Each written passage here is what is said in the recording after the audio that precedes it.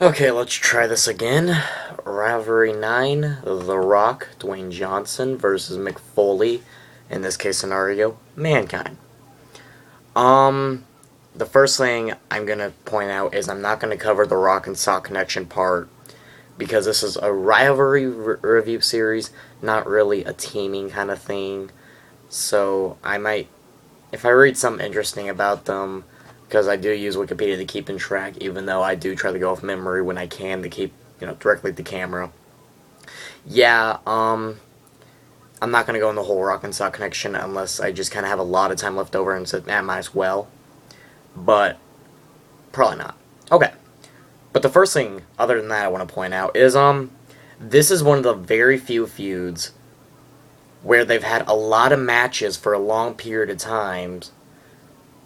Like, I think it was like Survivor Series in November all the way to February. So it's like 4 months of matches, at least every pay-per-view, even at Raw. And this was one of the feuds, in my opinion, that just never really, never got stale because they had so many type of matches. The empty arena match, the last man standing match, a ladder match, a hardcore match, so many things. I Quit match. Oh, that's my favorite of this feud, and I can't wait to talk about that one. Oh boy. But we need to start at the beginning. So pretty much there was a tournament, different for Survivor Series 1998, but nonetheless there was a tournament. The finals was between Mankind and The Rock, and Vince McMahon, being the egotistical bastard he is, he said, "Oh, let's make Montreal Screwjob 2.0." It wasn't actually a Montreal Screwjob, obviously, like Bret Hart's, but they played it like that. The Rock had Mankind the Sharpshooter, and boom, there you go. The Rock's the WWF champion due to screwjob slash submission slash whatever you want to call it, and that's what really set up these two. This was also the corporation where you had The Rock as the corporation champion. Just to keep things in track, this is after The Rock breaks up with the Nation of Domination, but before the Stone Cold feud. So we're talking about between this area, Survivor Series 1998 to before WrestleMania 15. Let's see. First comes first. Oh yeah, pretty much The Rock and Mankind had a match at an In Your House pay-per-view, and Mankind actually won the match with his Mandible Claw finisher, but Vince McMahon said, "Oh no, The Rock didn't tap, bro." Nah. But, he didn't tap. He didn't give up. So that's why that happened. So then Mankind would get his rematch on Monday Night Raw.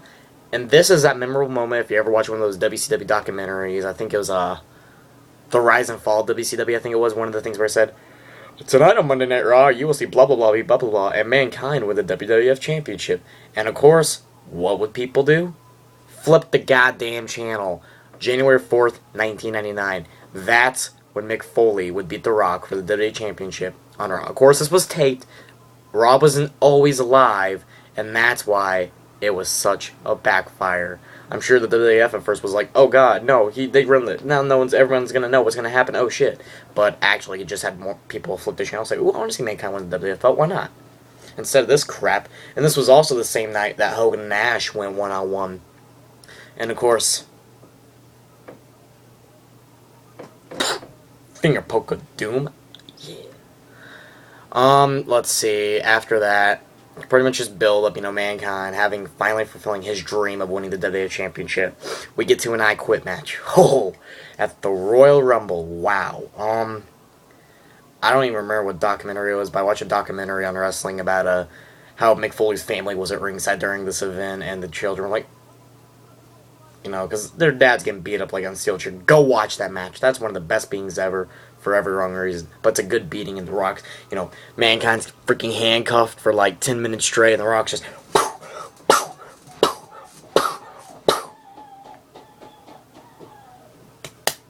That's what she's doing. No. She's a psycho bitch, by the way. That's my sister. Anyway. Anyways, yeah, the Rock won the WWE Championship in I Quit match. Mankind just, laying on the ground, handcuffs, says, I quit.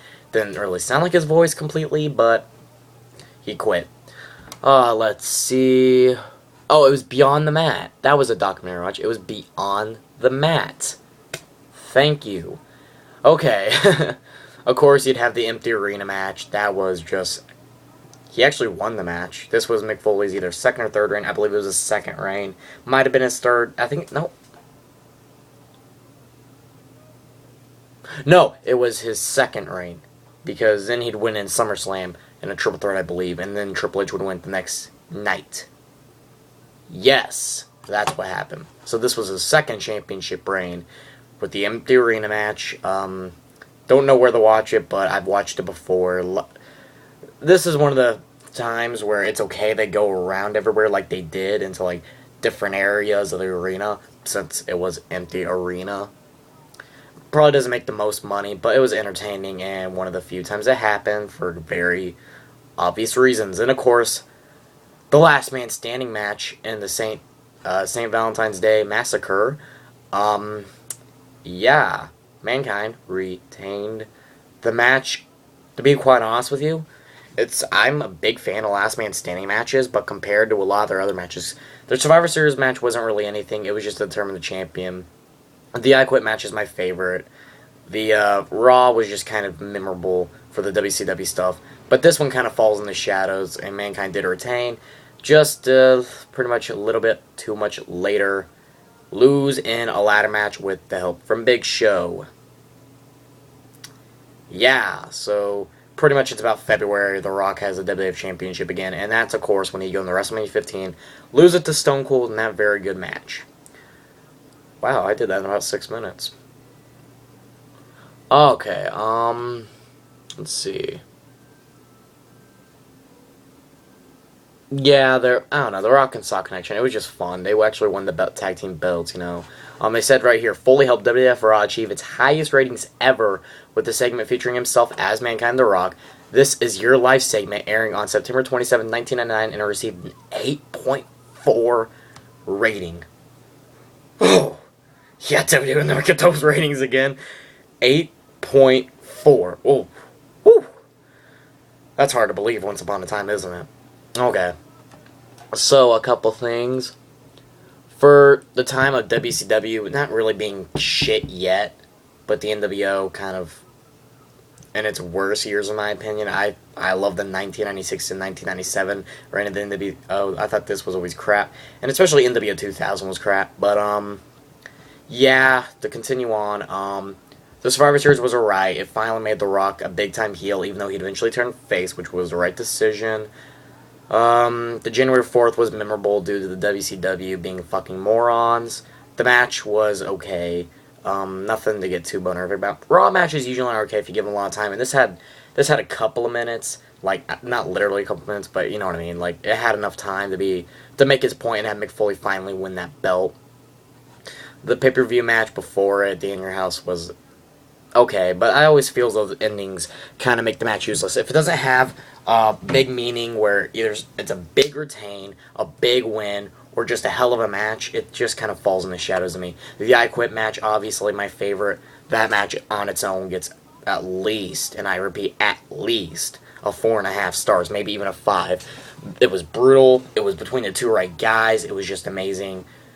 But then on the other token, if it wasn't for the fact this kind of falls in sometimes and is kind of, you know, left alone. The Empty Arena match, that was actually a really good match too. Very brutal. I like the whole, what's the thing called? The fucking, the thing you use to lift boxes. They use that, and I think he dropped a box on the Rock or some shit like that, and it's pretty cool. But the Empty Arena match, really good match. If you can find it, maybe on YouTube. Very good match. I'm not sure if it's as good as Royal Rumble due to it's not just match quality. Match quality wise, it probably was even with the Royal Rumble. But, I mean, it's got to be memorable. It's got to be at the right place, right time. It has to be at the right pay-per-view or just a memorable time slot. And it just wasn't, and that's unfortunate because this match was actually really good. The Last Man Standing match, again, pretty good. Mankind retained in that match. It was okay. Good, but, I mean, all these matches are at least decent. They really are. And, of course, the ladder match with the help from the Big Show. They use Big Show for a lot of corporation shit, and I think that's what kind of ruined him. Poor Big Show. I see him crying on Monday Night Raw right now. He get fired. Your future endeavored. Okay. But again, all the matches are good. Mankind with just the great hilarious gimmick. The Rock becoming a big time heel, cutting great promos during this feud, building him up to that Austin match. The build was fine. The matches were fine. It was brutal. It was great. This is easily one of the best rivalries I've ever seen. I am not overrating it. I wish this was acknowledged more. People acknowledge Brett versus Shawn. Cena vs. Orton, unfortunately, is one that gets knowledge nowadays. Hogan Andre. This is Austin Rock. This is a very good rivalry and should definitely be acknowledged more. People want to say they love Mick Foley. This is one of the reasons you should love Mick Foley. This rivalry was great. And honestly, people talk about how Mick Foley made Triple H, Edge, and Orton. You want to know who else he made? You guessed. He made The Rock. Don't let anybody tell you the difference.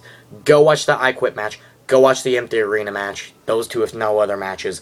Those will show you how Mankind taught how to work a hardcore style match, a different type of match, with a different type of persona gimmick. That's what I mean by Mick Foley can do practically anything possible, except for moonsault and shit. But he's not that type of person, and that's great, because Mick Foley is just one of the most underrated guys, and it's really sad, but go check this. The matches, all of them were at least decent, so you wouldn't be wasting your time, and if you want to follow history, it's great. This was a great rivalry. Love this to death. A+. That's right, I said it. A fucking plus, man. The build was good, and even though it was kind of hot potato with the belts at time, it worked. It was right with the Attitude Era. It helped these two become much better in the future. I can't complain. A+. There's nothing really major I could change with this rivalry. Great. I'm sorry, but great rivalry. Thank you, Spider Zero 20,099 or whatever the fuck you want me to call you. I'm just gonna call you Spider Zero. Is that okay? Okay. But yeah, great rivalry. Enjoyed it very much. The only problem is I don't know when I'm gonna upload this, because this is the episode of Raw where Big Show got fired. I'm recording it during Raw, so this is I have no idea when I'm gonna upload this. I didn't upload my Rivalry 8, but this was fun to do. I like this rivalry. Go check out those two matches especially. If nothing else, you should check out the whole entire rivalry if you really want. But those two matches are the ones I guarantee you'll enjoy. So if you want, it's right there. Subscribe right there. For more rivalries, inbox me. For more rivalries I can cover, give this a thumbs up.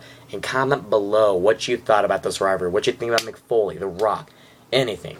This, A+. Sorry. You can think what you want. A+ in my mind. We'll talk to you later.